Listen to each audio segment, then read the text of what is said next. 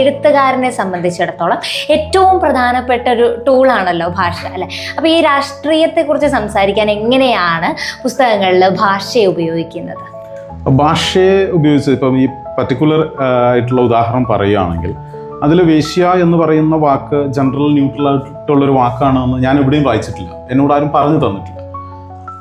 അതിലൂടെ വേശ്യ എന്നുള്ള വാക്ക് general neutral ആയിരിക്കണം നാളെ മുതൽ എന്നതുമല്ല കഥാകാരൻ പറയാൻ ശ്രമിക്കുന്നത് ഇത്ര മാത്രമാണ്. രണ്ടുപേർ ചേർന്ന് ചെയ്യുന്ന ഒരു പ്രവൃത്തി, അത് തെറ്റോ ശരിയോ എന്നുള്ള ഓരോ ആളുകളെ അനുസരിച്ചിരിക്കും. രണ്ടുപേർ ചേർന്ന് ചെയ്യുന്ന ഒരു പ്രവൃത്തിയിൽ ഒരാൾക്ക് മാത്രം ഒരു വിളിപ്പേരുണ്ടാവുക എന്നത് ശരിയല്ല എന്ന രാഷ്ട്രീയമാണ് അവിടെ പറയുന്നത്. ഒരിക്കലും ഒരു വരച്ച് പൂർത്തിയാക്കിയ ക്യാൻവാസ് അല്ല കഥയിലൂടെ ഞാൻ നൽകാൻ ശ്രമിച്ചിട്ടുള്ളത്.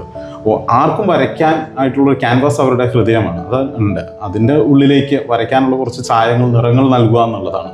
അതുപോലെ തന്നെ അവർ ചിന്തിക്കുക, ശരിയാണല്ലോ, രണ്ടുപേർ ചേർന്ന് ചെയ്യുന്ന ഒരു പ്രവൃത്തിയിൽ ഒരാളെ മാത്രം കുറ്റപ്പെടുത്തുകയോ കളിയാക്കുകയോ ചെയ്യുന്നത് ശരിയല്ല എന്നുള്ള ഒരു രാഷ്ട്രീയം കഥാകാരൻ പറഞ്ഞു വെക്കുന്നു എന്നത് മാത്രമേ ഉള്ളൂ. അതുകൊണ്ട് അത് ഒരു ഭാഷയ്ക്ക് പുതിയൊരു വാക്ക് നൽകുകയോ ഭാഷയിൽ വ്യത്യാസം വരുത്താനുള്ള ശ്രമമോ അല്ല, ഒരു ലെയർ കൂടെ ഇറങ്ങിയിട്ടാണ് സംസാരിച്ചിട്ടുള്ളത്.